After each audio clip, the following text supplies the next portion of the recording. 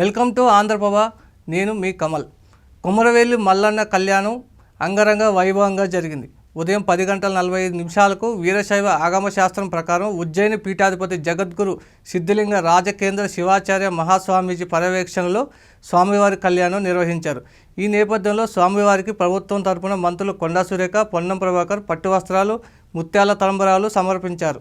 ఈ కార్యక్రమంలో జనగామ ఎమ్మెల్యే పల్లా రాజేశ్వర్ రెడ్డి కూడా పాల్గొన్నారు.